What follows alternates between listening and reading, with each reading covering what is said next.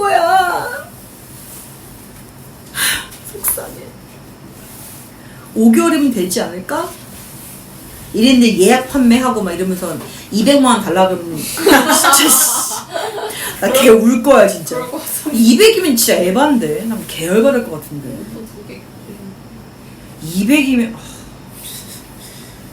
나 그럼 싸울 거야. 나 들어 누울 거야 진짜. 200은 에바야. 그럼 삼성으로 다 탈 거야 진짜. 다 버릴 거야 이거. 이거 다 버리고 나 삼성으로 갈아탄다 진짜. 애등이 때려친다. 야 근데 왜 애플만 벌레 이름이야? 그것도 기분 나빠. 삼성은 벌레 이름을 안 부르잖아. 애초에 안 부르지 않나 사실. 뭐 애플만 애등이 벌레. 나 제일 싫어하는 게 벌레 새끼인 거. 진짜 짜증나. 자 볼게. 어린 시절 나와 B는 고민한 별명을 가진 선생님이 내린 벌로 서로의 뺨을 때리며 처음 대결한다. 그러니까 이제 고민한 별명을 가진 선생님은 그 설명 할머니 할 때마다 이거를 섞어요. 이 선생님이. 그래서 이 둘이 공책에다가 연필로 점 하나씩을 찍었어. 할 때마다. 그러다가 100번째 표시를 하던 순간 이제 B가 웃음이 터진 거야. 그래가지고 선생님한테 걸린 거죠. 그래가지고 이제 선생님이 나하고 B를 화가 나니까 다 알게 된 거야. 어떻게 혼냈냐면 서로의 뺨을 때리는 법을 내렸어. 이 쌤도 또라이죠.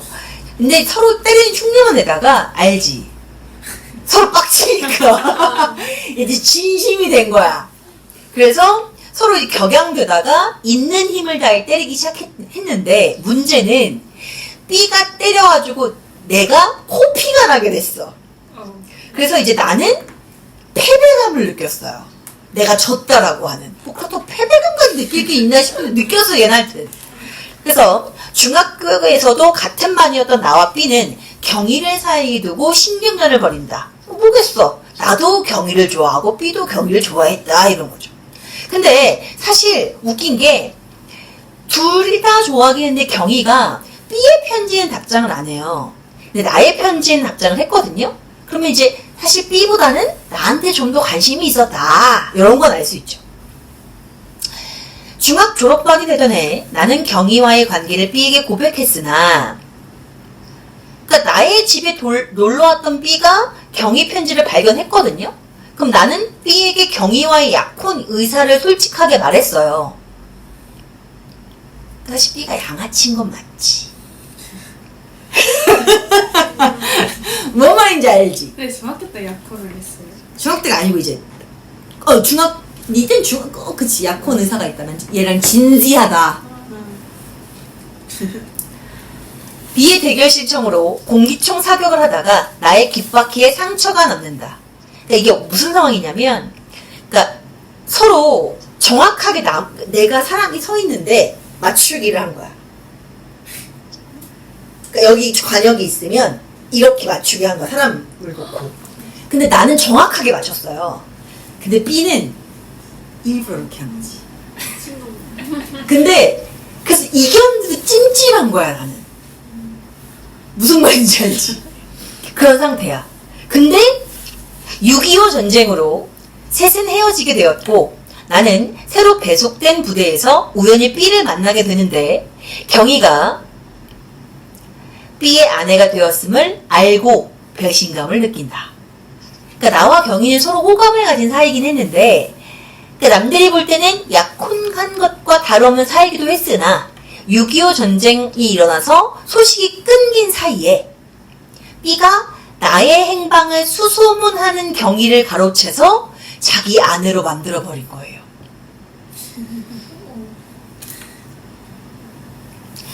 이후 나는 B를 만나게 되었으나 B는 경희와 결혼한 사실을 숨겼어요. 숨길 수밖에. 이후 우연하게 내가 B의 가족을 만나게 됐는데 그때 경희가 B의 아내가 된 사실을 알고 배신감을 느끼게 된 거죠. 근데 솔직히 느낄 수밖에 없지 않니? 그 B가 모반 혐의로 구속되고 나는 B의 사형을 집행하는 사소로 지명된다. 악연의 끝이죠. 그러니까 국가 모반행위면 국가 배신행위. 그러니까 국가의 어떤 전복이나 이런 것들을 꾀한 죄, 즉 반역죄. 선생님, 21세기에 반역죄가 있어요? 예를 들면 우리나라 정보를 북한에 팔았다던가.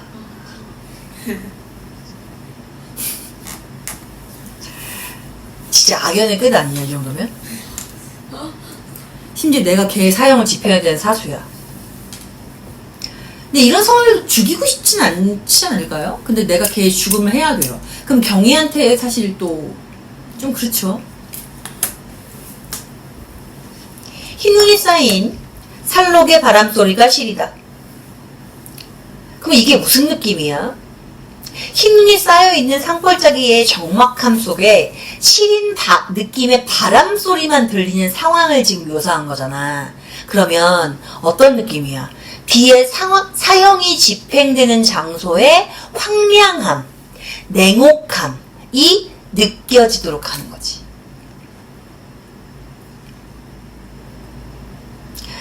그것은 바로 사형 집행장에서의 일임에 틀림없다.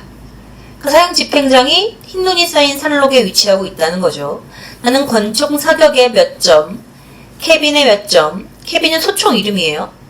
소총 종류 이름, M1. 소총에는 몇 점 하는 명사수의 하나로 나의 소속 부대에서도 알려져 있다. 그러니까 총을 잘 쏘는 거야. 그러니까 대교에서 이겼었겠지. 그러나 나 자신이 이 사형 집행의 사수로 지명될 줄은 몰랐다. 또 그렇게 달갑지도 않은 일이다. 거부감이죠. 하필 비의 사형 집행 사수가 된 건 특히나. 더욱이 일단 지명된 이상 피해낼 도리가 없다. 그 나의 의지와는 상관없이 불가피한 거예요. 아무도 이런 일을 선두에 서서 하겠다는 사람은 없다. 그치? 우리 사형이 사실 폐지된 이유 중에 하나도 그 집행하는 사람들의 그것도 있잖아요. 그런 걸 AI가 하면 괜찮지 않을까? 죽여야 되려면 죽여야 된다고 생각하는 사람 중에 하나로서. 아무도 그것도 전기장치로 된 집행장에서 단추 하나를 누르면 보이지 않는 곳에서 기계가 스스로 모든 일을 처리하는 경우라면 몰라도 이런 경우, 즉 직접 총을 쏴서 사형 집행을 해야 되는 경우는 따분하기 짝이 없는 일이다. 선생님, 따분하기 짝이 없다고요? 이거 그렇게 받아들이지 말고요. 그러니까 사형을 집행하는 사람이 단추 하나만 누르면 되니까 죄책감이 덜하지만 이건 죄책감이 상당할 거다 정도로 이해하시는 게 좋아요. 그렇지 않아도 나는 전에 형무소에서 사형을 집행하는 관리들의 고역을 상상해 본 일이 있다. 그럴 때마다 소름이 끼쳐 그런 일은 어떤 불우한 사람들이 직업으로 삼고 맡아 할 것인가 하고 동정했던 것이다. 사실 그 경우에 죽는 사람들과 죽이는 사람들 사이에는 개인적으로 생명을 여탈할 하등의 이해관계가 없는 것이 거의 전부의 경우이기에. 그러니까 무슨 말이야? 나는 형무소에서 사형을 집행하는 관리들이 아무런 이해관계가 없는 사람들의 사형을 집행해야 하는 것에 동정했었대. 근데 심지어 나는 아는 새끼야. 지금 나의 경우는 약간 다르다. 어떻게 달라? 아는 사이고 나는 그런 비에게 피해의식도 지니고 있어. 비가 오늘 집행되는 수형의 당사자라는 사실을 알았을 때 나는 순간 정말 계량할 수 없는 눈 깜짝할 찰나였지만 복수의 만족감 같은 회심의 미소를 지을 뻔했던 것이다. 그러니까 비에 대한 적의, 못된 마음, 승리에 대한 욕망으로 만족감을 조금 느낄 뻔했다. 비에 오를 겹쳐 경희의 모습이 떠올랐다. 그러나 그것들을 다 어릴 때의 벗이었던 순진하고 아름다운 정의 얼매인 인간의 모습이 아니라 언젠가 가족 동반에서 만난 당황하는 표정들이 점점 혐오를 느끼게 하던 그런 모습인 것이다. 이게 무슨 말이냐면 그러니까 비의 가족 동반을 마주하게 됐거든요. 그때 비의 옆에선 경희가 나를 보고 당황해하다가 다시 침착해지면서 나한테 아이가 몇이냐고 질문해요. 그러니까 나는 경희와 6.25로 인해서 헤어졌다가 다시 만나게 된 거거든요. 그럼 둘이서 얼싸안고 실컷 울어도 사실 시원치 않은 상황이야. 근데 경희가 아이가 몇이야? 라고 물어본다는 건 자기를 그냥 흘러간 추억 정도로 대하는 거거든요. 그러면 나의 입장에선 배신감이죠. 너 나 버리고 그 남자랑 좋았니? 뭐 이런 느낌인 거야 지금. 나는 눈을 떴다. 10m의 거리의 전방에는 B가 서 있다. 목사의 기도는 끝났다. 유언이 없느냐고 물었다. B는 가로주었다. 그러니까 B가 아내인 경희한테도 친구인 나한테도 아무런 유언을 남기지 않았어요. 지금까지 한 번은 내 앞에서 졌다고 항복한 일이 없는 B다. 그러니까 B가 유언을 하지 않는 것을 항복하지 않았던 과거의 사건과 연관지어서 해석한 거야. 그렇게 되면 그렇게 서로가 대결이 되는 경우 늘 내가 양보하는 위치에 서게 되었었다. 그러니까 무슨 말이냐면 나는 B와 대결을 하게 되면 결과적으로 늘 내가 양보하는 위치에 서게 되었었기 때문에 패배의식을 갖게 되거든요. 곰선생에 의한 뺨 때리기 대결에서도 뺨 맞고 코피가 난 다음에 곰선생이 중지시켰어요. 그러니까 내가 못 때린 상태로 끝난 거야. 그러니까 코피만 흘리고 끝났어. 그래서 패배의식이었고, 또 경희를 누가 차지할 것이냐를 두고 공기총 싸움을 했을 때도 B가 쏜 공기총에 의해 귓볼이 찢김을 당해서 패배의식을 겪게 됐거든요. 그러다가 전쟁으로 소식이 끊겼다가 B와 상봉하게 되었을 때 경희를 B의 아내로 뺏기게 돼서 또 피해의식을 겪은 거야. 오늘도 이 숨가쁜 마지막 고비에서 B의 목숨을 앞에 놓고 B 하나는 여기 둘이 한 번도 같이 와본 적 없는 눈 덮인 산골짜기에서 이렇게 대결하고 있는 것이다. 그러니까 나는 B의 사형을 집행하는 상황을 B와 대결하는 것으로 받아들이는 거예요. 나를 알아보는 B의 눈은 조금 더 경악의 표정이 없다. 일체의 체념이 나까지도 안중에 없게 하는가 보다. 그러면 나는 벌써 이 순간에도 B에게 지고 있는 것이다. 그러니까 대결의식에 집착하는 사람이잖아 나는 지금. 그러니까 초월한 듯한 B의 태도는 나로 하여금 이미 패배의식을 느끼게 하는 거예요. 제가 막 약간 좀 무서워하고 이래야. 그런데 만일 내가 이 자리에 사수로 나타나지 않았다면 B는 무슨 말이든 한마디 남겼을지도 모른다. 너도 경희에게만은 무슨 당부의 한마디를 전하여 주고파 했을 것이 아닌가. 5명의 사수는 1년로 같은 간격을 두고 나란히 횡대로 늘어서 B의 손은 묶인 대로이다. 그 눈은 검은 천은 가리워졌다. 왼쪽 가슴 심장 위에 붙인 빨간 헝겊의 표지가 반사되어 더 또렷하다. 헛기침 소리 외엔 아무 입에서도 말이 없다. 팽팽한 긴장감이죠. 다만 몸들의 움직임이 있을 뿐이다. B가 이적적인, 즉 이적적이라는 뜻은 적을 이롭게 하는 모반혐의, 이게 죄목이었죠. 구속되었다는 신문 보도를 본 얼마 후 나는 B의 집으로 경위를 찾아갔다. 이 근래에 B의 의식 상태에는 약간의 이상적인 징조가 나타나 발작적인 행동이 집안에서도 거듭 나타났다는 사실은 이날 들은 이야기다. B는 나의 절친한 친구의 한 사람이었다고 나는 지금도 그 생각을 버리지 않는다. 그와의 개인적인 대결이 치열할수록 나는 그를 잊어본 적이 없다. 내 30년의 지나온 세월에 있어서 B는 내 마음속에 새겨진 가장 오랜 친구였고 접촉된 시간도 가장 긴 인간이었기 때문이다. 나와 그는 이해관계를 초월하여 사귀어왔다. 그러니까 무슨 말이냐면 B를 경쟁의 대상이자 오랜 친구로 인식하는 거지. 그러니까 나는 B를 복잡하면서 이중적으로 인식하는 거야. 약간 애증? 다만 경희의 경우는 비롯한 몇 가지 고비의 치열한 대결은 B와 나의 일식적인 적대 행위가 아니라 환경적인 조건이 주어진 불가피한 운명 같은 것이 더 컸다고 나는 생각하고 싶은 것이다. 그러니까 외부 환경 조건에 의해 불가피한 것이었다. 그렇기 때문에 나는 나의 아끼던, 아니 현재도 강력하게 작용했던 만큼 그 혐의에 받는 죄상에 대한 내막은 더 소성하게 늘어놓고 싶지는 않다. 그러니까 나는 B의 죄상에 대한 내막을 더 자세히 알고 있으나 B를 아끼는 친구로 여기기 때문에 그 죄에 대한 사실은 구체적으로 이야기하진 않겠다 이거야. 나를 만난 경위는 시종 울기만 했다. 그것은 오랫동안 떨어져 있다가 만난 육친의 애정 같은 것이어서 그 자리에서 그와 나 사이에 아무런 장벽도 없는 것만 같았다. 경희는 남편인 비의 구출 문제보다도 나에 대한 자신의 변명 같은 호소로 일관하였다. 이건 무슨 말이야?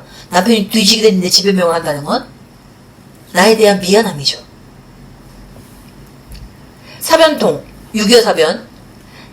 나의 행방은 알 길이 없었고 수복 후 우연히 만난 것에 나와 자기의 과거를 가장 잘 아는 비였기에 나의 생사에 대한 수소문을 서두르는 사이에 나의 소식은 묘연했고 비와의 결혼이 정식으로 성립되었다는 것이다. 이게 변명의 내용이야. 나로서는 지금이라도 경희가 비를 버리고 나의 품으로 뛰어들어오겠다면 받아들일 수 있는 애정의 여신이나 아량이 없는 바도 아니었다지만 몇 번이고 죽음에 직면했던 나로서는 경희의 행방에 대한 관심에 얼마 동안 적극적이 되지 못했던 나 자신에 대한 자책이 이제야 더욱 거세게 싹터 나로 하여금 아무의 힐난도 못하게 만들었고 오히려 경희에 대한 미안한 생각으로 가슴이 뿌듯해지겐 이거는 가득 차게 하는 것이었다. 그러니까 무슨 말이에요? 경희에 대한 애정이 남아있는데 과거 전쟁 중에 죽을 고비를 넘기느라 적극적으로 경희를 찾지 못한 것에 대한 자기의 어떤 소극적인 태도를 스스로 자책하면서 경희에게 미안한 마음을 느끼고 있다 이 말이야. 쟤날 되게 열심히 찾았구나. 나는 죽을 고비를 넘기느라 지금 열심히 못 찾았는데 그래서 우리가 헤어졌구나. 아 미안해라 이러고 있다고. 그러나 이미 때는 늦었다. 비의 구명 운동이 우리 둘의 긴급한 일로 당면될 뿐이었다. 근데 지금 둘이 사랑 싸움 할 수 있어 없어? 없어. 삐구해야 돼. 안정장치를 푸는 쇠붙이 소리가 산골짜기의 정적 속에 음산하다. 자, 쇠붙이 소리만 들리는 상황을 묘사해서 비의 사형이 집행되는 장소의 황량한 분위기를 드러내는 거지. 우리 아가씨 또 졸려. 나는 무심증, 귓바퀴 상처, 그것 손이 같다. 호두 껍데기처럼 까칠한 감촉에 손끝에 어린다. 지나간 조각조각의 간산들이 질서 없이 한 덩어리로 뭉겨져 엄습해온다. 삐와 경희와 곰과 공기총과 걷잡을 수 없는 착잡한 감정이다. 나의 혼란스러운 심리상태. 겨누어 총 구령에 맞추어 사수는 일제히 개머리판에 어깨에 대고 비의 심장에 붙인 붉은 딱지에 총을 거두었다. 순간 나는 내 정신으로 돌아왔다. 회상에 잠겼다가 다시 현지로 돌아왔어요. 최종에는 내가 이긴 것이라는 승리감 같은 것이 가늠 쇠구멍으로 내보다 보이는 비의 심장 위에 어린다. 그러니까 비가 결국 죽으니까 내가 이긴 거라는 생각을 갖게 됐다고. 그러나 나는 곧 나의 차디찬 의식에 부정해본다. 어떻게 기적 같은 것이라도 정말 기적 같은 것이 있어 이 종원, 죽음의 위기에선 비를 들고 달아날 수는 없는 것인가 하고. 그러니까 비가 죽을 거라는 걸 실감하니까 친구로 인식하니까 구해주고 싶다는 내적 갈등이 생긴 거야. 친구를 사용해야 하는 사수로서의 임무와 친구를 구해서 달아나고자 하는 개인적인 욕망이 충돌한 거죠. 방아사의 차디찬 감촉이 인지, 두 번째 손가락 안에 배에 싸늘하게 연결된다. 그래서 이거 잘라지면 군대 안 가죠. 형 못 쏘니까. 그렇다고 이거 자를 거야 이렇게?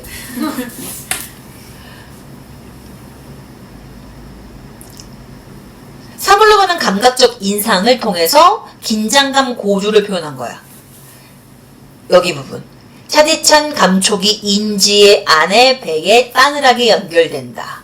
이게 사물로부터 받은 감각적 인상을 통해 긴장감의 고조를 효과적으로 표현.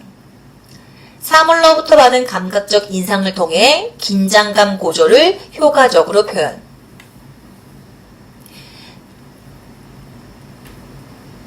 근데 문제는 뭐예요? 내가 안 쏜다고 얘가 살아요? 아니에요. 사수는 총 몇 명? 5명이야. 내가 안 써도 나머지 4명이 쏠 거예요. 그럼 어차피 B는 죽어요. 즉 B의 죽음은 이미 예정되어 있다는 거죠. 쏴! 구령이 끝나기 바쁘게 일제히 뻥소리가 났다. 난 아직 방아쇠를 당기지 않는 것을 깨달았다. 왜? 안쓰러움, 우정 때문에 못 썼어요. 지금 여기 B와 최후 순간의 대결에서 난 또 지각을 하고 있는 것이다. 난 이제나마 그와의 대결에서 제외되어야 안 될 것 같다. 즉 뭐예요? 내가 결국 B를 향해서 총을 쏘게 되는 심리야. 밑줄 쳐. 나는 이제나마 그와의 대열에서 제외되어서는 안 될 것 같다.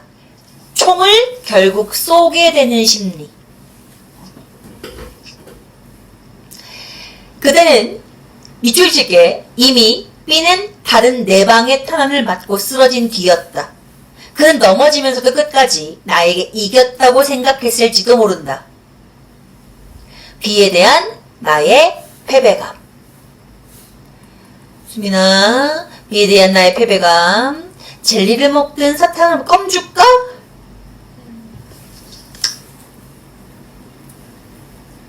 내가 껌을 어떤 거? 너도 줄까 껌? 레몬 껌이야.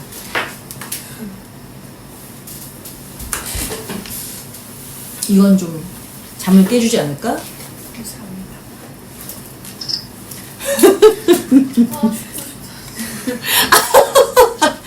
죽지 마시고. 괜찮아. 나 학원 2개인데 왜 힘들어? 선생님 다니는 학교도 있어. 좀 이런 건 좋네요. 진짜?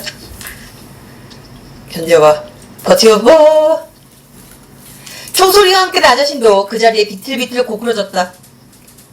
발사하고 기절한 거죠. 극도의 빈혈이었다. 옆에 경희가 서 있다. 찬수건으로 내 콧등의 땀을 닦아내고 있다. 비가 나란히, 아니 비는 없다. 경희도 아니다. 무표정하게 싸늘한 아까의 간호원이다. 그러니까 나는 현실과 지금 환상을 구분하지 못한 채 간호사를 경위로 착각했다가 다시 현실을 인지한 거죠. 내가 이겼는지 B가 이겼는지 내가 이겼는지 비굴하게 이긴 것만 같은 혼몽함 속에서. 그러니까 죽은 건 B지만 나는 다른 사수가 쏜 총에 B가 쓰러진 뒤에 B를 쏴서 패배감을 느낀 상태잖아. 그래서 나와 B 사이의 최종적인 승패를 단정하지 못한 거죠. 다시 깊은 잠에 떨어졌다. 이거 첫 시장이 어떠냐면요. 정신을 잃고 쓰러졌다가 병원에서 눈을 뜬 상태로 이야기가 전개돼요. 그러면서 B가 마지막 대결을 생각하면서 자신이 지고 있는 것인지도 모른다고 생각하면서 과거를 회상하거든. 그러면서 어릴 적부터 이야기가 나오기 시작하는 거야. 이해 갔어요?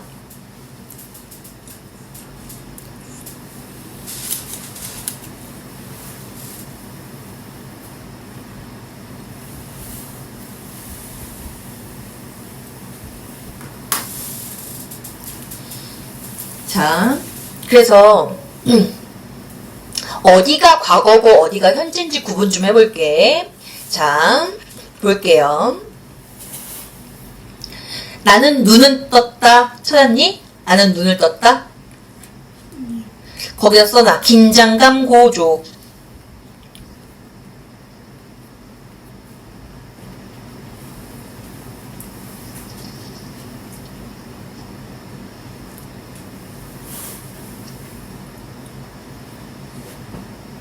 그 다음 기억에다가 현재라고 써놔. 아, 이것도 과거야. 근데 니네 거에서 현재라고 써놓으면 현재라고 써. 일단 현재. 기억이요. 기억에 현재라고 쓰고, 그 다음에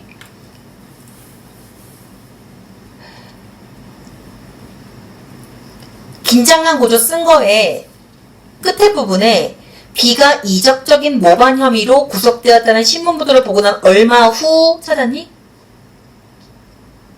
거기에 나는 B의 집으로 경위를 찾아갔다. 여기다 써. 과거 회상.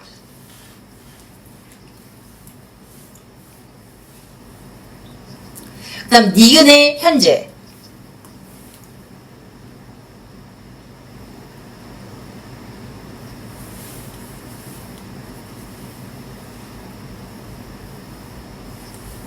그 다음에 이제 의식이 완전히 회복돼 가는가 봐요. 이게 첫 장면이라고 써놔. 첫 장면.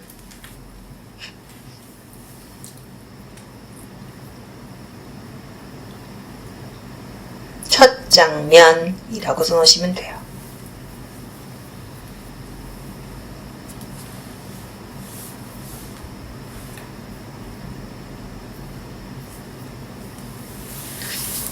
자, 그래서 이 작품 보시면 이게 6.25 전쟁 시기를 배경으로 주인공들과 오랜 라이벌이자 친구인 B의 사형 집행에서 사수로 참여하게 되는 극적인 장면이잖아. 그래서 지금 과거와 현재 사이에 갈등하고 있는 건데, 그럼 나는 지금 작품의 서술자이자 주인공이죠.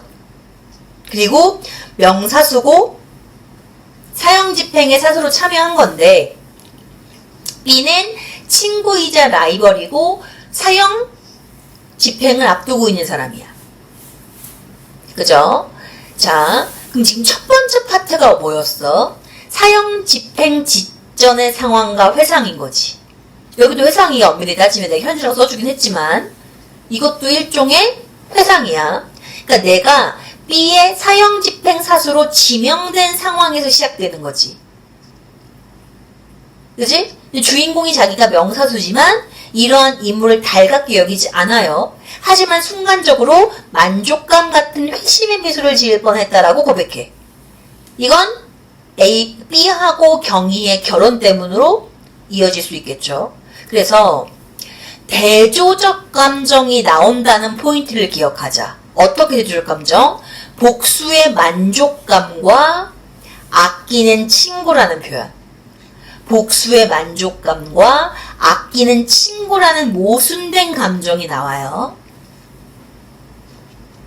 또 감각적 묘사가 나오지. 어떻게? 흰눈이 쌓인 산록의 바람 소리가 시리다. 초반에 나왔던 거. 맨 앞에. 거기. 이걸 통해서 뭘 드러냈다? 긴장감 넘치는 분위기. 흰 눈이 쌓인 산록의 바람소리가 시리다. 긴장감 넘치는 분위기. 그리고 지금 전부 자기 속마음이지. 그럼 뭐야? 내적? 독백이네?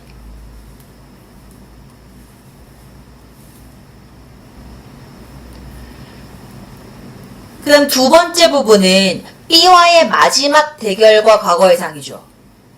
사형 집행 직전이잖아. 나는 B의 태도에 또다시 패배감을 느껴요. 이 마지막 순간에 나는 B에게 지고 있는 것이다 라고 하면서 두 사람의 평생에 걸친 대결 구도가 반복되고 있고 계속되고 있다는 거지. 그러면서 상징적 이미지가 하나 나오지. 뭐 B의 심장 위에 붙인 빨간 헝겊의 표지. 찾았니? B의 심장 위에 붙인 빨간 헝겊의 표지. 이게 뭐야? 그들의 대결이 생명을 건 최후의 단계에 이르렀음을 상징하는 거지. 그들의 대결이 생명을 건 최후의 단계에 이르렀음을 상징.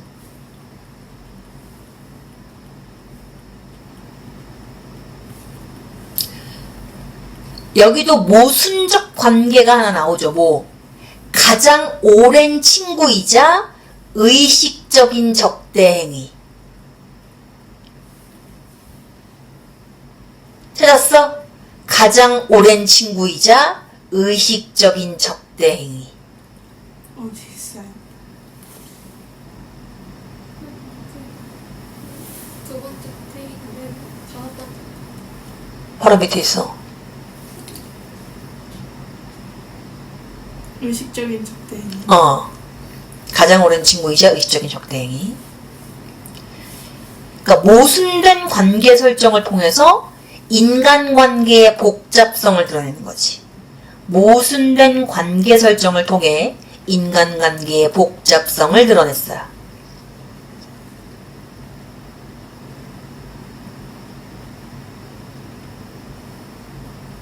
그러면서 뭐래? 두 사람의 대결을 환경적인 조건이 주어진 불가피한 운명이라고 하지.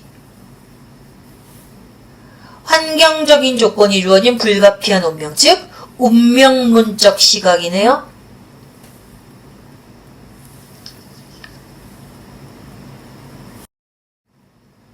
결국 비틀거리며 쓰러지고 의식을 회복했을 때 내가 이겼는지 B가 이겼는지 혼란스러워하죠. 화약 냄새가 코를 콕 찌른다 라고 하는 감각적 묘사가 나오지. 그치? 그러면 이건 뭘 전달하는 거야? 상황의 생생함을 전달한다고 할 수 있을 거고, 또 방아쇠를 늦게 당기는 행동은 나의 내면적 갈등과 B에 대한 복잡한 감정을 상징한다고 할 수 있지. 방아쇠를 늦게 당기는 행동은 나의 내면적 갈등과 B에 대한 복잡한 감정을 상징하는 거지. 어디요? 방아쇠 늦게 당기잖아, 걔가. 네. 그게 나의 내면적 갈등, B에 대한 복잡한 감정. 그리고 결국 내가 이겼는지 B가 이겼는지 라고 하죠. 열린 결말이지. 열린 결말.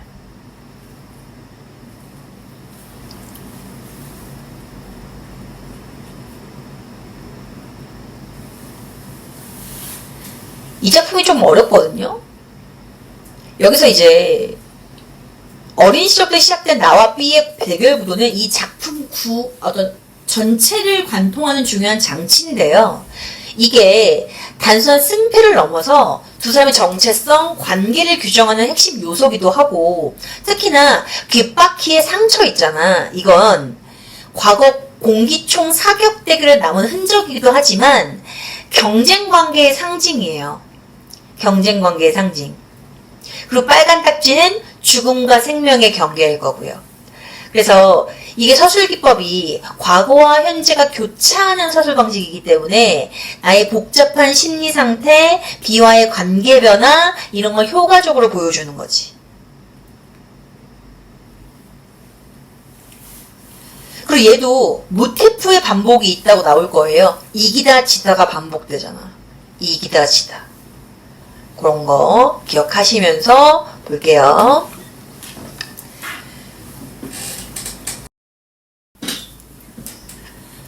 이거 상황의 가정이 중요하죠. 상황의 가정을 통해서 뭐 하고 있어? 조국 광복에 대한 간절함을 염원한 시지. 그지? 그래서 경어체를 종결어미 사용을 하고 있잖아. 그치? 경어체 종결어미 사용의 의도를 좀 생각해 보셔야 되는데, 특히나 울리오리다, 나무오리까, 서울이다, 감깨소이다 라고 하는 경어체 종결어미를 사용하고 있단 말이야. 그래서 좀 구분해 볼게. 울리오리다, 서울이다 이 두 개는 그날을 염원하는 화자의 비장한 의지를 드러내는 거지. 그치? 그날이 오기를 염원하는 화자의 비장한 의지.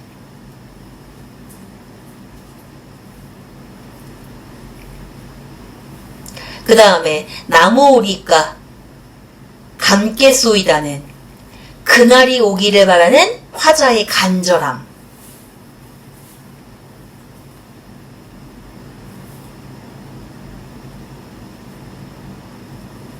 그러면 리다, 리까, 소이다 이 모든 경어체 종결음이 묶으면 뭐가 돼?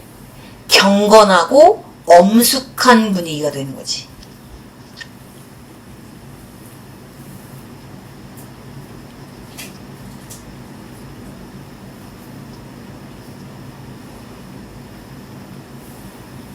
볼게요. 한마디로 그날은 뭐가 된다? 화자가 염원하는 대상. 조국 광복의 날. 그래서 그날이 오면은 화자의 염원, 실현, 광조. 화자의 염원, 실현, 강조일 거고요. 가정법이고 반복법이라고 했었죠. 가정법, 반복법, 화자의 염원, 실현, 강조. 우리 했던 건데 왜 쓸 게 많은 거예요? 자, 그 다음에 삼각산이 일어나 더덩실 춤이라도 추고. 자, 삼각산은 북한산이에요. 그래서 얘는 일단 뭐야? 우리나라지. 대유법이야, 대유법. 그리고 근데 그런 삼각산이 일어나 더덩실 춤이라도 춘다는 건 뭐니? 의인법이지. 그래서 의인법을 통해 뭐를 드러냈다? 광복의 환희를 드러냈다.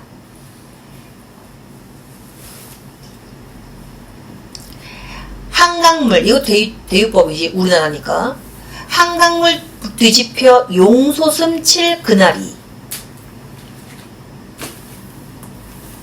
이 두 줄 묶어 삼각산부터 그날이까지 묶으신 다음에 역동적 이미지죠.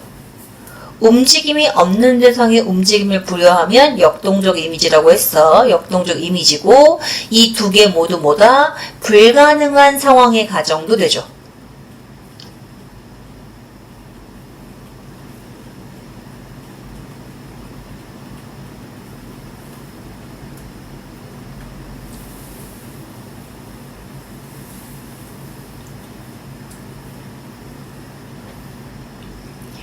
이 목숨이 끊기기 전에 와주기만 한다면 가정법이죠.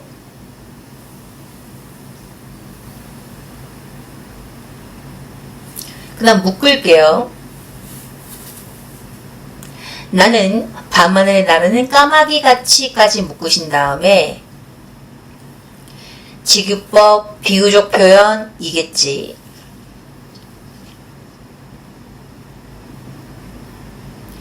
그 다음에 나라고 하는 뭐가 나왔어? 서정적 자, 화자가 드러났네요.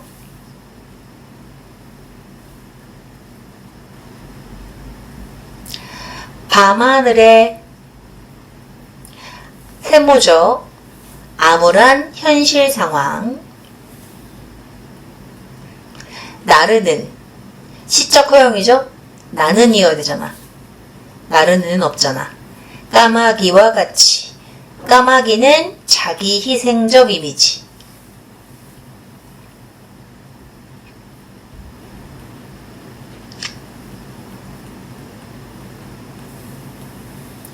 종로의 인경을. 종로는 구체적인 지명이죠. 실제 지명이잖아. 현실감,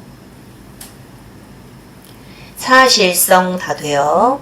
인경을 머리로 들이받아 울리오리다. 두개골 깨어져 산산조각이 나도. 그럼 과장법이죠. 그럼 과장법을 통해 뭘 드러냈다? 소망의 절대성을 강조했다. 과장법을 통해 소망의 절대성을 강조했다. 그리고 이렇게 하면 비장함이 드러나죠. 비장함. 그럼 비장함을 통해 뭘 드러냈다? 결연한 의지를 드러냈다.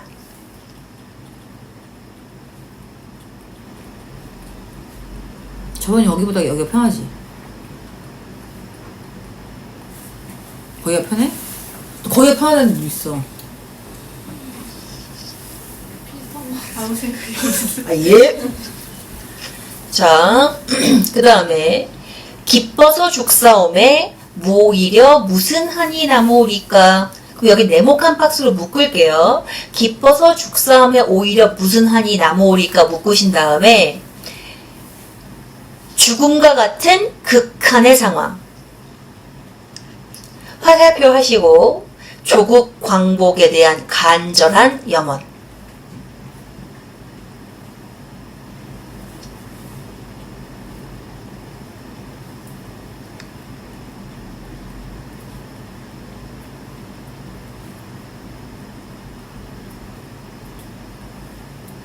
그래서 옆에 그 대가로 크게 이렇게 묶는 거예요.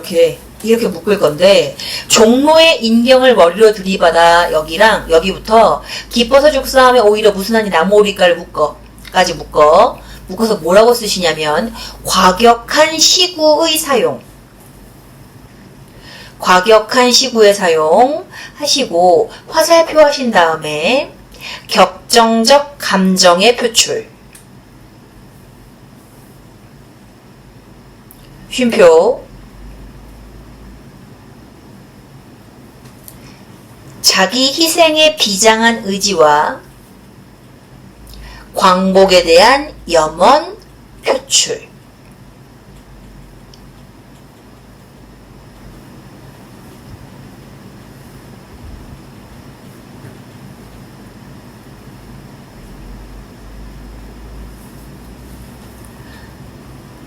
그날이 와서 일단 상황의 가정이고요. 반복법이 쓰였네요.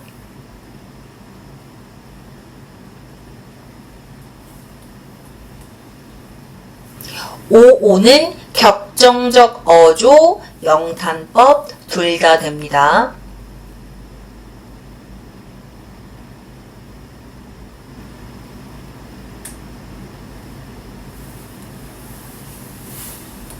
육조 앞 넓은 길을 울며 뛰며 뒹굴어도 기쁨의 발산, 기쁨의 표출, 역동적 이미지.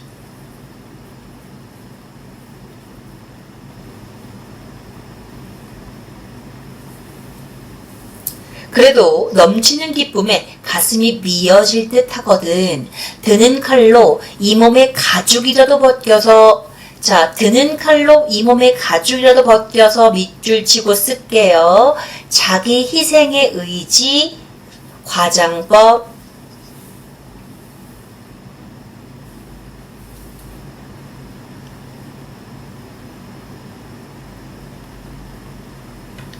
화살표, 소망의 절대성 강조.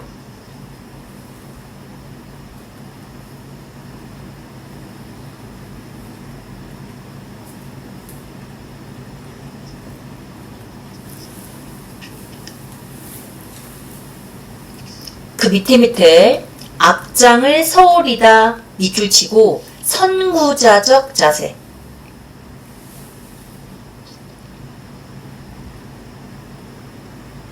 그 다음에 아까처럼 묶을게. 드는 칼로부터 서울이다까지 묶고요. 똑같아요. 아까 위에처럼. 과격한 시구의 사용, 격정적 감정의 표출과 자기 희생에 비장한 의지와 광복에 대한 염원 표출 똑같습니다.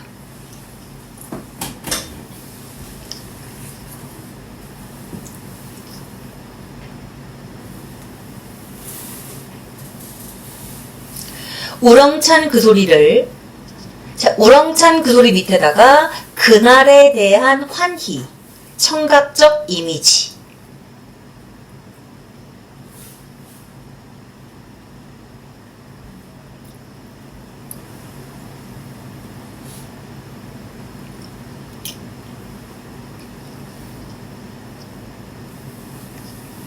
그 자리에 거꾸로 져도 눈을 감겠소이다.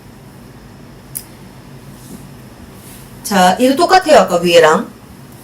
죽음과 같은 극한의 상황이고요. 조국 광복에 대한 간절한 염원 똑같습니다.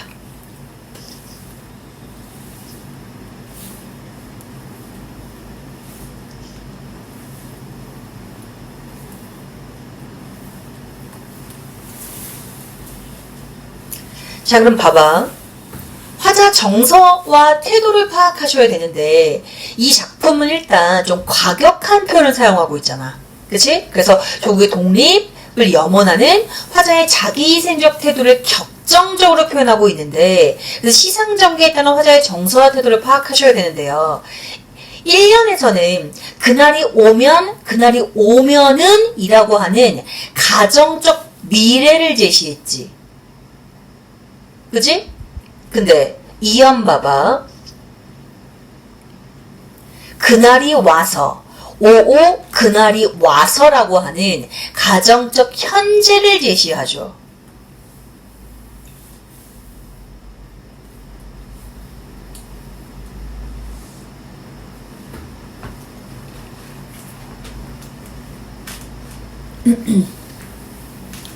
차이 알겠어?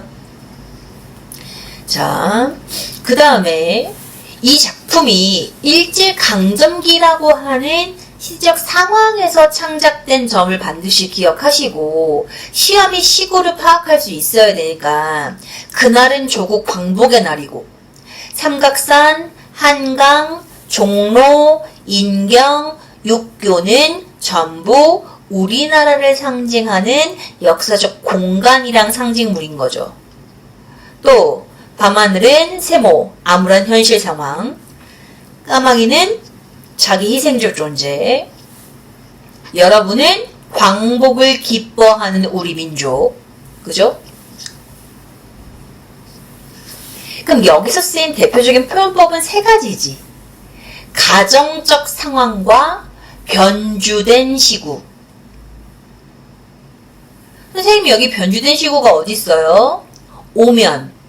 오면은 와주기만 한다면. 알겠어?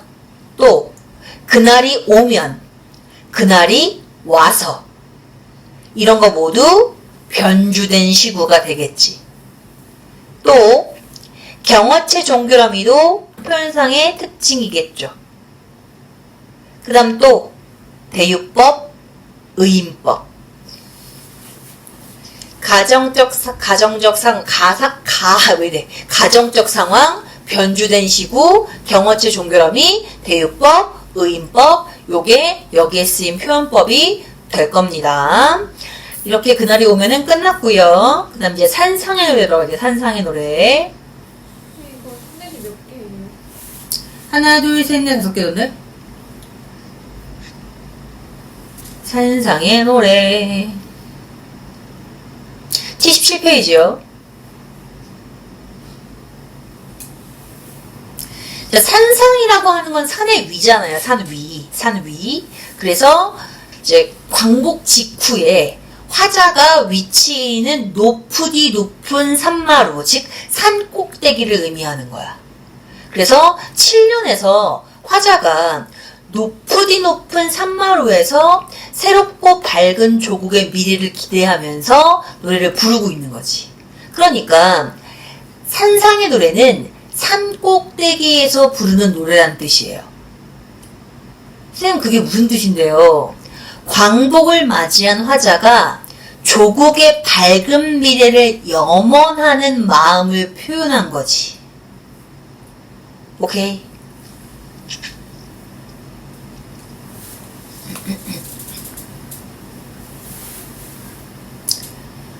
자, 그래서 이거는 뭐와 뭐가 대조가 될까? 어떤 년과 어떤 년이? 일칠이죠. 1년에서의 문제 상황이 7년에서 해결되니까. 그치? 1년은 일제강점기였고 7년은 광복 직후니까. 화자 내면도 1년의 괴로움이 7년의 괴로움 해소죠. 그죠? 그리고 1년의 광복에 대한 염원이 7년의 밝은 미래에 대한 기대감이 되는 거지. 그지? 자, 가봅시다. 이 시는 광복의 기쁨과 조국의 새로운 미래에 대한 염원을 노래한 시라고 보셔야 돼요. 높으디 높은 산마루, 즉 공간적 배경이죠. 공간적 배경이자 산등성이의 가장 높은 곳이니까 제목의 산상, 산의 위가 바로 여기인 거지. 산마루. 낡은 고목에 못 박힌 듯 기대어 낡은 고목 세모, 일제강점기의 피폐한 조국의 모습이 되겠지. 낡은 고목 세모. 일제강점기의 피폐한 조국, 고국. 따라서 낡은 고목에 못 박힌 듯 기대어 자체가 뭔 거야? 일제강점기의 고통인 거지. 화자의 고뇌인 거지. 내 홀로 긴 밤을. 자, 긴 밤. 이 긴 밤은 뭐예요? 일제강점기인 거잖아요. 따라서 얘랑 뭐랑 대비야? 이연의 이 아침과 대비지.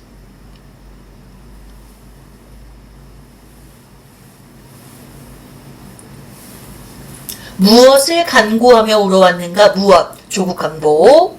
간구하며 울어왔는가? 울어왔는가? 밑에 일제 강점하의 고통, 괴로움.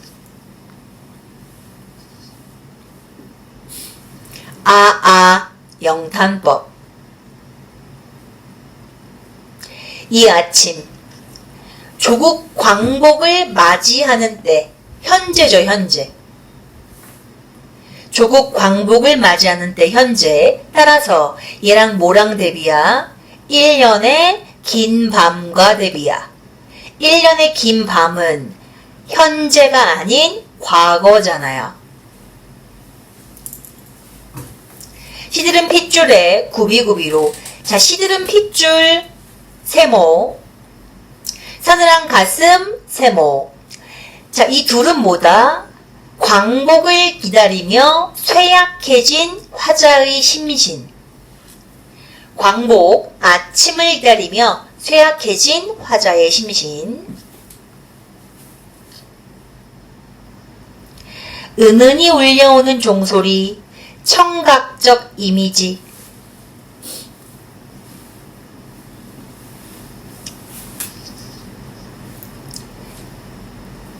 가로하고 새로운 시작과 희망의 소리, 광복의 기쁨.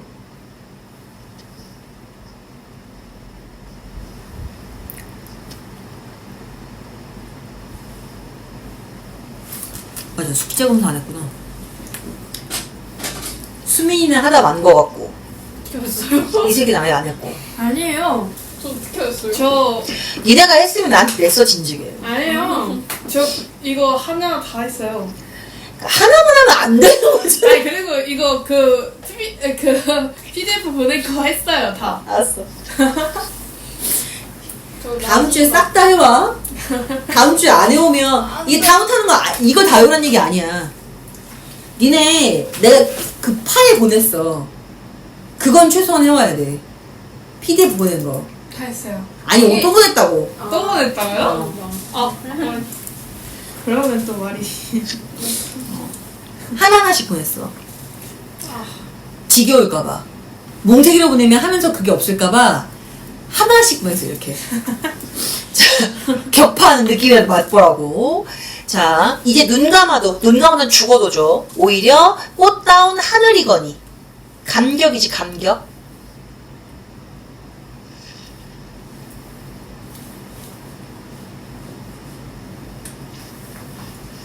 내 영혼의 촛불로 어둠 속에 나래 떨던 샛별아 숨어라.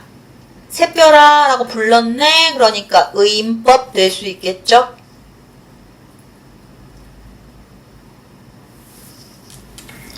환히 트이던 이마 위 떠오르는 햇살은, 자 묶을게. 환히 트이는 이마 위 떠오르는 햇살까지 묶으신 다음에 광복으로 변화된 세계.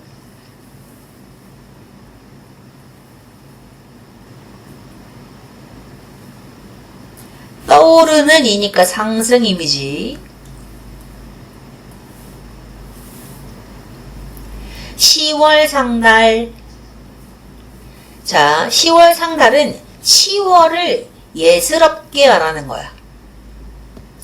10월 상달 자체가 10월이야. 즉, 따라서 기쁨, 희망, 보람의 의미예요.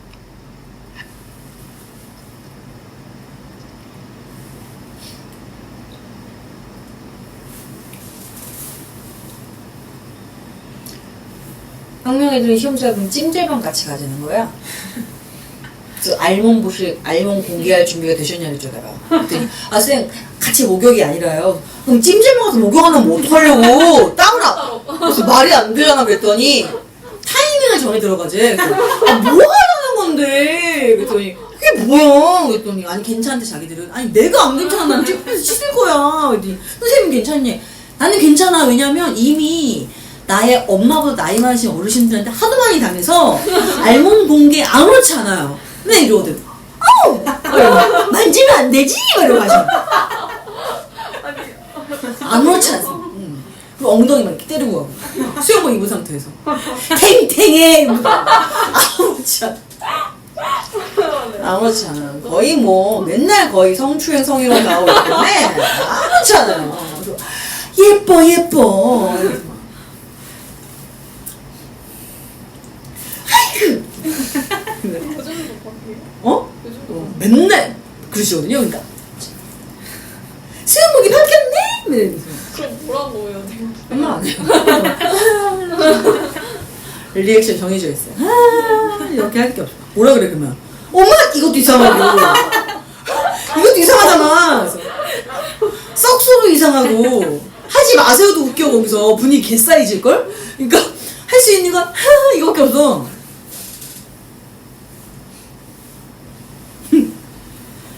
그 결론은 항상 그거야. 잘 봐도 좋겠다. 이런 걸로 끝나는데, 거기서 개정색은 정말 말도 안 되는 거거든. 그리고 우리 엄마보다 나이가 많으셔들. 근데, 그 한마디로 우리 할머니는 아니고, 약간 준할머니 느낌이란 말이야. 그러니까 약간 이모 할머니 느낌. 그래서 이게 정색이 불가야. 왔어! 왔구나! 막 이런 느낌이라서, 이게 아무렇지 않습니다. 그 찜질방 손 시험 잘 봐 가줄게. 야 이러길래 알몸 공개할 준비는 됐고 이렇게 뭐 이러는 거야. 그래서 뭐야?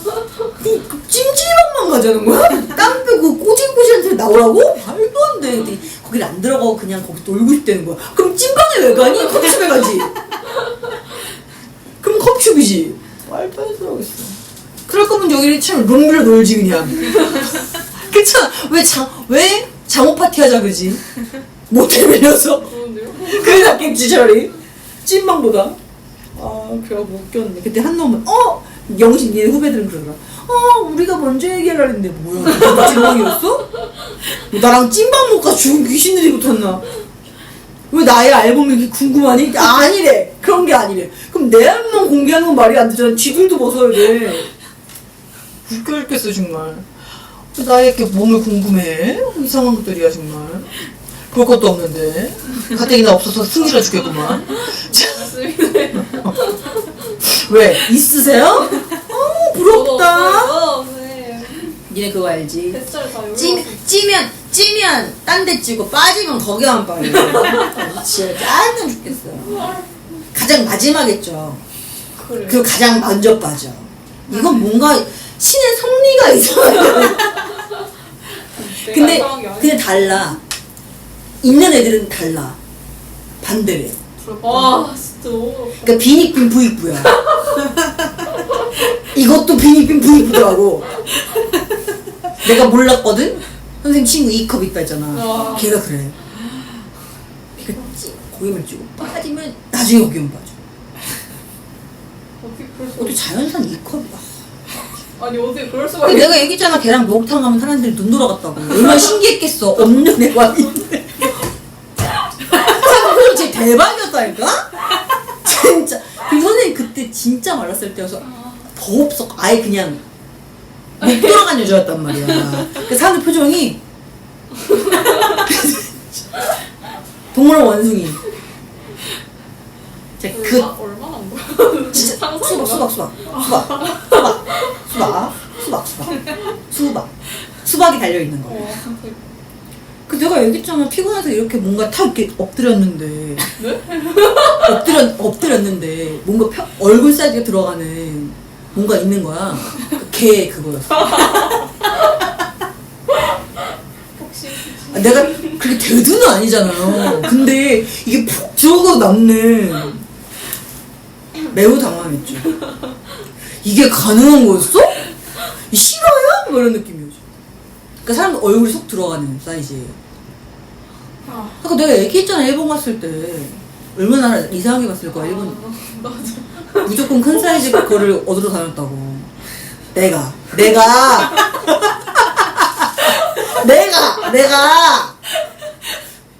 일본어로 물어보면 진짜 점원 표정이 진짜 개웃겼어. 비크 사이즈 비크 계속 이거 그 일본 점원이 이컵 구다 사이. 얼마나 골드였을까? 누가도 없는 애가. 그럼 주긴 줘. 노노노 비크. 그래서 그랬었어. 그 사람 친구가 맞는다고. 그때 한국인 큰 게 없었어. 없어. 맨날 낑겨갖고 걔 막 덧대서 하고 얘가 불편해가지고 안 되지. 우리나라 기존 우리나라에 그런 컵이 있겠니? 요즘엔 나오지만 없었어. 걔 막 잘라가지고 그 두 개 이어갖고 하고 그럼 이게 안 되니까 이거는 아프잖아. 무조건 와이어 빼고. 그리고 이제 선생님 엄마 친구분이 얘기해 준 건데 선생님 엄마 친구분 큰 분이 계시거든요. 여름에 올려놓고 계신데. 뭘요? 아 어떡해요? 애 모유수유까지 했으니까 약간 아. 늘어지는 거 아니야. 그래가지고 이제 힘들고 더우니까 무거우니까 쿠션을 이렇게 두고 계신데. 그래요. 컬처 쇼크. 상상도 못했던 일. 그래서 뭐? 뭐를 올려놔? 그거 엄마 그러는데 못 알아듣었어. 뭐를 올려놨는데 그거 저항 받는 거 달릴 때 엄마 웃기지 마. 달릴 때 언제 저항을 받았다 그래. 뻥치지 마. 근데 엄마가 너랑 나는 아니지만 보통은 받잖아. 그랬어요. 아 맞다. 그치. 그걸 올려놨다고? 그리고 생각해보니까 가능해. 묵자고 했던 거 묶었을 거고 떠오르는 햇살 항상 위지했고요. 시원상관 했고 그래서 기쁨, 보람, 희망, 감사 이미지라고 했어요. 그러니까 10월 상달의 뜻이 뭐냐면 핵 곡식을 신에게 드리기에 가장 좋은 달이란 뜻이야. 이건 했었을 거야. 메마른 입술에 피가 돌아. 이건 광복을 맞아서 생기를 회복한 화자란 뜻이야. 그래서 밑에 오래 잊었던 피리의 가락을 더듬노니 이거 공간적 이미지죠? 청각의 촉각화예요. 청각의 촉각화. 새들 즐거이 구름 끝에 노래를 부르고 그러면 이건 의인법이죠. 광복의 기쁨을 의인법을 사용해서 드러낸 거고 사슴과 토끼는 한 포기 향기로운 쌀이순을 사양하라 명령형 어조예요. 그 양보해서 나눠 가져라 이런 말을 하고 있고요. 여기 높으디 높은 산마루. 자, 높으디 높은 산마루는 광복이 된 현재예요. 그래서 맑은 바람 속에 옷자락 날리며 내 홀로 서서 무엇을 기다리며 노래하는가. 자, 무엇은 밝은 미래야, 동그라미야. 즉 광복된 조국과 우리 민족에게 주어진 과제고요. 새로운 국가 건설입니다. 즉 무엇을 기다리며 노래하는가. 이건 미래에 대한 기다림, 기대감 이런 게 되겠죠.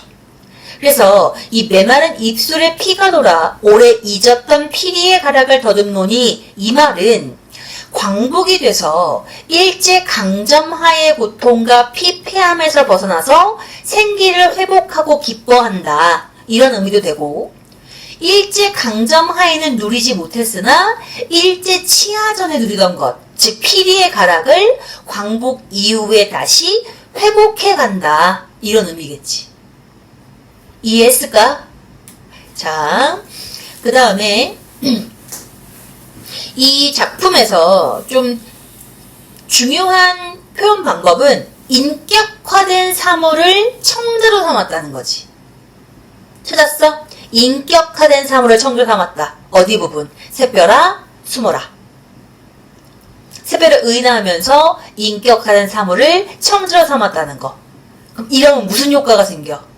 화자의 소망을 청자에게 전달하게 되죠. 화자의 소망을 청자에게 전달할 수 있고요. 그 다음에 낡은 고목에 못 박힌 듯 기대어 드시니까 비유적 표현이지. 그러면서 화자의 구체적인 행위를 제시해서 일제강점하의 고통을 드러냈다라고 할 수 있을 거예요. 그 다음에 다양한 감각적 이미지의 사용이 당연히 나올 수밖에 없어. 왜? 시각, 청각, 공감각이 나왔잖아. 시각은 뭐? 높으디 높은 산마루, 떠오르는 햇살. 이거 둘 다 시각이야. 청각은 울어왔는가, 종소리, 노래 부르고 이런 게 청각이었고 그 다음에 공간각은 피리의 가락을 더듬노니 이게 있었고. 그러면 시적 상황과 화자의 내면을 효과적으로 표현했다. 뭘 통해서? 다양한 감각적 이미지를 사용해서. 자, 그 다음 우리 1년과 7년에 높으디 높은 산마루를 구분하셔야 돼요. 이게 포인트니까. 자, 1년의 시간적 배경은 언제였어? 밤이었어. 그지? 이건 과거의 시간이야. 근데 7년의 높은 산마루의 시간적 배경은 언제야? 아침이야. 그럼 뭐야? 현재의 시간이야.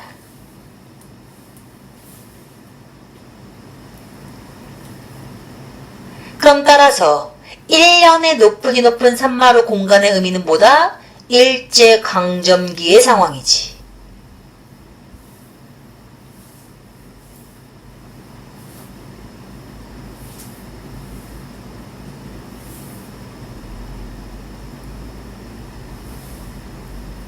근데 7년에 높으디 높은 산마루의 공간적 의미는 광복된 조국이 되는 거죠.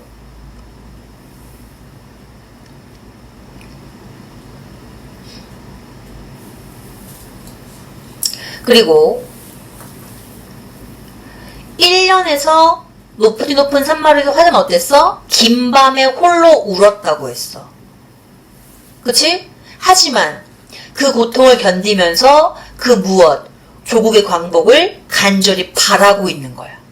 그치? 근데 7년의 높이 높은 산마루에서 화자는 맑은 바람에 옷자락 날리며 홀로 노래하고 있어요.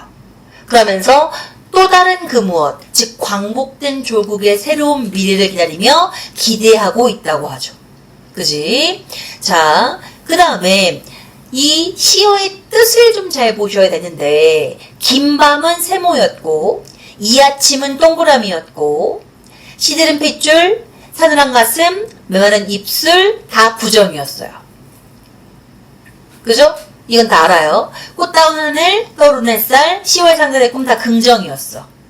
그리고 내 홀로서 무엇을 기다리며 노래하는가 이거 선구자적 태도로 했던 것까지 다 기억하실 거예요. 그죠?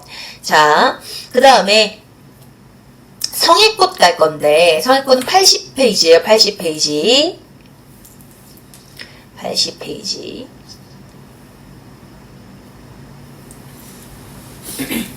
자, 성의꽃은 시내버스 차창에 핀 성애잖아. 그치? 그래서 서민들의 삶의 애환에 담긴 숨결을 의미하는 거였는데, 그러니까 성의꽃과 관련된 다양한 표현을 통해서 고달픈 서민들의 애환, 열정, 긍정적 인식을 드러내고 있는데, 그럼 이거 구분 좀 해보자. 찬란한 치장, 번뜩이는 기막힌 아름다움, 섬세하고도 차가운 아름다움, 이거는 뭐였어? 성의꽃에 대한 화자의 긍정적 인식인 거죠. 다시 찬란한 치장, 번뜩이는 기막힌 아름다움, 섬세하고 차가운 아름다움은 성의꽃에 대한 화자의 긍정적 인식이야.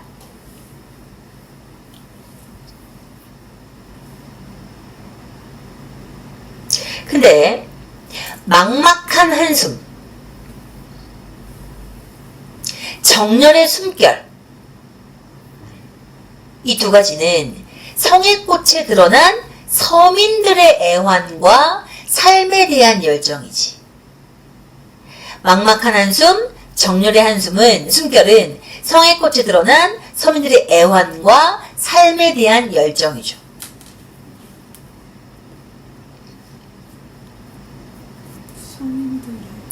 애환과 삶에 대한 열정.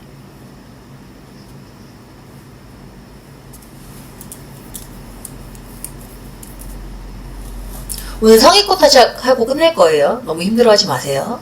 왜냐면 여기는 10시에 끝내면 니네가 계단으로 내려가야 돼. 아, 맞아. 이거 쓸. 여기는 10시에 끝내면 니가 계단으로 내려가야 되는 참사가 벌어지기 때문에요. 50분에는 끝내야 돼요. 저가 알고 있기 때문에요. 너무 걱정하지 마세요. 10시에 끝낼 거면 10시 반에 끝내야 돼요. 10시 10분에 끝내거나 안 그러면 계단을 내려가야 되는 참사가 벌어집니다. 엘리베이터를 탈 수가 없어요. 새벽 시내버스는 일단 화자가 서민들의 삶에 공감하는 시간적 공간적 배경이죠. 화자가 서민들의 삶에 공감하는 시간적 공간적 배경.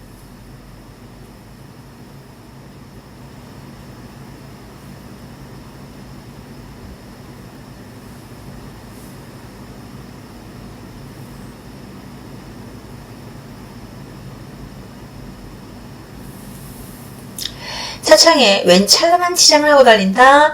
자, 찬란한 치장을 형광펜 치든지 뭔지 하시면 돼요. 왜냐면 이게 성의꽃이잖아요. 은유법이죠.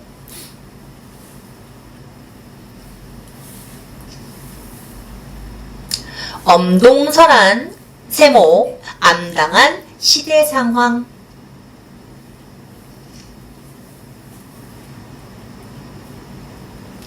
선연이 피는 성애꽃. 자, 이 성의꽃에는 그러면 뭐가 담겨져 있는 거야? 화자의 연민, 애정이 담겨 있겠죠. 어제 이 버스를 탔던 처녀총각 아이얼은 미용사, 외판원, 파출부, 실업자. 자, 이렇게 전부 뭐야? 열거법이죠, 열거법. 그리고 이 사람들은 모두 뭐니? 화자가 연민과 애정을 느끼는 존재들을 열거했어요. 입김과 숨결이 간밤에 은밀히 만난 피원은 이것도 형광펜치죠.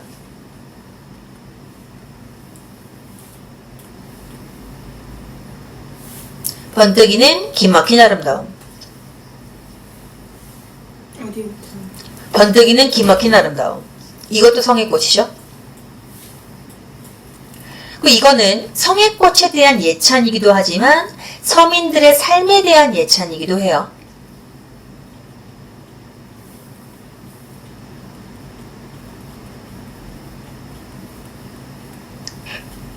나는 무슨 전람회에 온 듯 긍정적 자리를 옮겨다 다녀보기도 하고 다시 꽃이파리 하나 이거 현감에 칠게 섬세하고도 차가운 아름다움.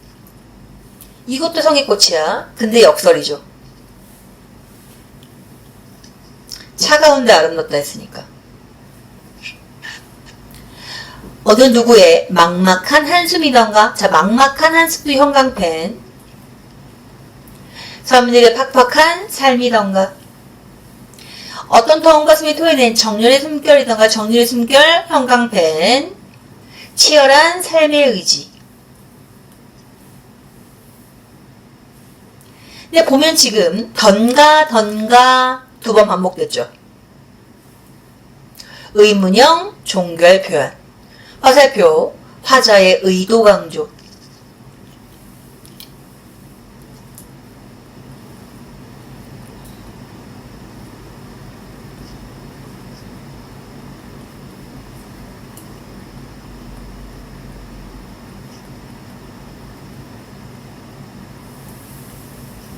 일 없이 실속 없이 정성스레 입김으로 손가락으로 성의꽃 한 입 지우고 이마를 대고 본다.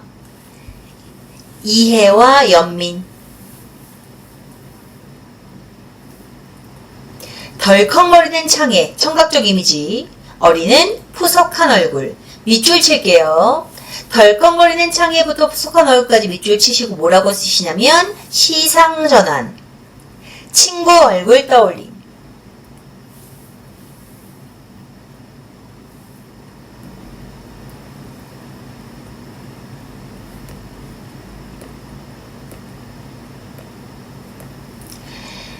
지금은 면회마저 금지된 친구요. 면회마저 금지된 밑에다가 씁시다.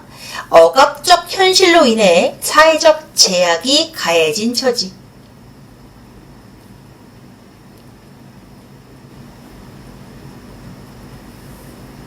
묶을게 오랫동안부터 친구요까지 묶으시고요. 암울한 시대 상황.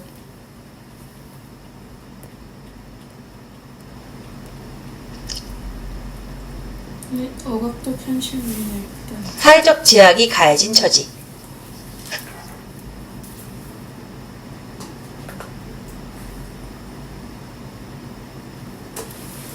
지금 보면 시대적 배경하고 화자의 현실인식이 드러나고 있어요. 어떻게? 엄동설환 부분하고 면회마저 금지된 친구여 이 두 부분으로 인해서 시대적 배경과 화자의 현실인식이 드러난 거야. 어떻게? 1980년대에 자유가 억압된 시대를 배경으로 창작된 작품이구나를 알 수 있는 거지. 알겠어요? 자, 그래서 이 작품은 일단 지금 어떻게 된 상황이야? 시내버스를 타고 가다가 차창에 낀 성애를 관찰한 거야. 그러다가 상상한 거죠. 뭐? 평범한 사람들의 숨결, 입김을 상상했어. 그러면서 서민들의 애환, 열정을 떠올렸고 그로 인해 연상했죠. 누구를? 면회마저 금지된 친구를. 알겠어요? 자, 여기 쓰인 표현법은 총 4개죠. 은유법, 의문형 종결 표현, 역설법, 열거법.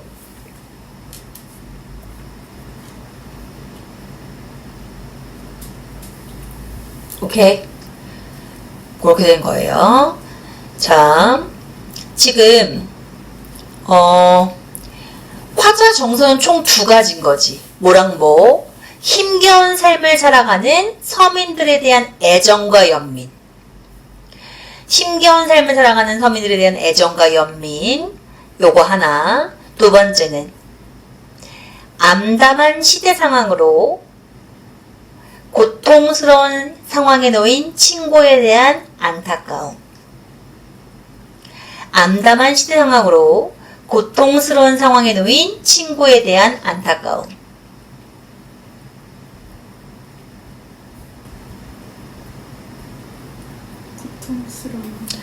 고통스러운 상황에 놓인 친구에 대한 안타까움.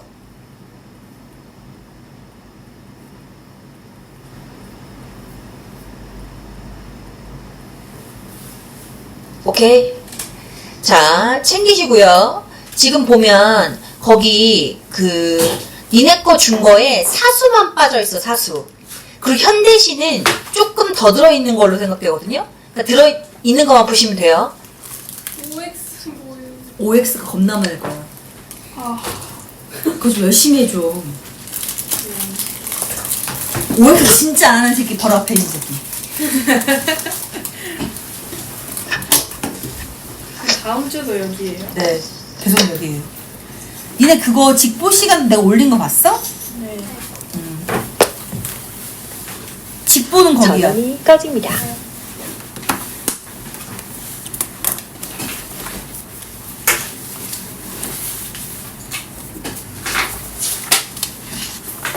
내가 엄청 잘 올렸는데. 4월 28일 신곡 직보. 근데 26일에 수업이 없는 거지. 그리고 5월 1일 날 독서 직보. 5월 3일 날 수업 없어. 시험 신고만 너는 신고만 보지 난 기아랑 같이 보지. 그래서 그것도 얘기해야 돼. 너 기아랑 같이 보니까 그럼 언제 올래? 이런 잠깐만요. 2시부터 6시에 올래? 더 일찍 왔다 일찍 갈래? 어떡할래? 2시 6시 그러니까 12시에 와서 4시에 갈래? 아네 상관없어요. 어떻게 할래? 그때가 갈게요. 12시?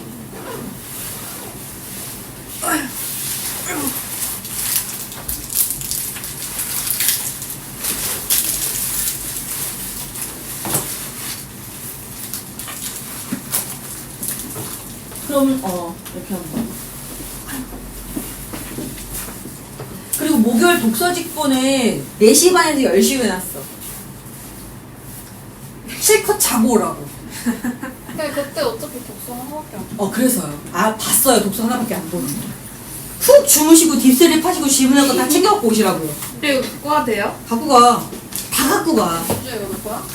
내 거야. 아 내 거야.